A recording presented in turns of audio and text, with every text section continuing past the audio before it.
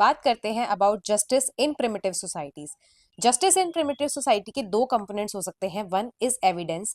Evidence वो information या data होता है जिससे एक पर्सन का गिल्ट एस्टैब्लिश किया जा सकता है। सेकंड कंपोनेंट इसका हो सकता है पनिशमेंट। पनिशमेंट किस तरह की होती है प्रिमिटिव सोसाइटीज में, ये देखेंगे। इसके दो तरीके होते हैं इनके एविडेंस या पनिशमेंट के। One is oath and second is ordeal. Oath की बात करें, एक सुपर नेचुरल पावर को ध्यान में रखते हुए उसके नाम पे जो कोई प्रॉमिस लिया जाता है, दैट इज ओथ। अब वो सुपर नेचुरल पावर कोई भी हो सकती है।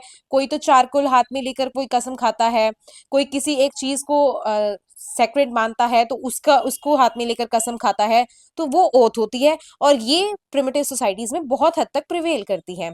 जैसे कि औरांस, मुंडाज, हो ट्राइब्स, इनके केस में ये टाइगर की स्किन पर बैठ के कभी भी झूठ नहीं बोलते, उसको ये सेक्रेट कंसिडर करते हैं। इनको बचपन से ये चीज सिखाई जाती है कि अगर ये ऐसा करेंगे, टाइगर की स्किन पर बैठकर अगर ये झूठ बोलेंगे तो सुपर नेचुरल पावर्स इनको नुकसान पहुंचाएगी।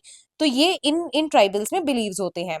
इसके अलावा समोए ट्राइब, ये पिग के नोज को हाथ में रख के उसके नोज को होल्ड करके कसम खाते हैं, दैट इज ओथ। सेकंड इनका कंसेप्ट आता है, that is ordeals. Ordeals is just like an agni परीक्षा।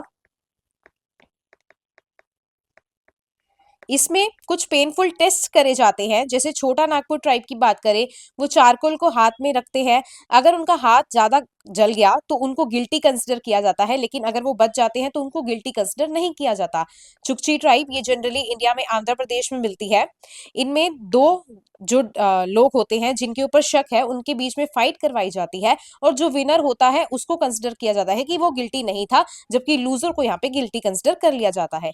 इनके केसेस में ऑल्दो ट्राइबल के केसेस में ट्रायल्स बहुत कम होते हैं, लेकिन कुछ ट्राइब्स में जो गिल्टी पर्सन होता है उसको अपनी बात रखने का मौका दिया जाता है। जैसे औरांस में ट्रायल बहुत प्रोमिनेंट होता है। पनिशमेंट की बात करें तो इनके केस में एन आई फॉर आई का कंसेप्ट चलता है।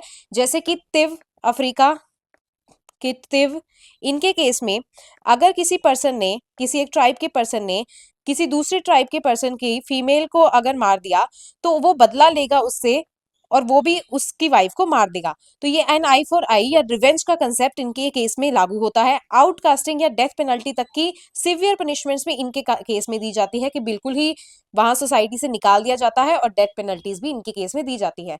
तो ये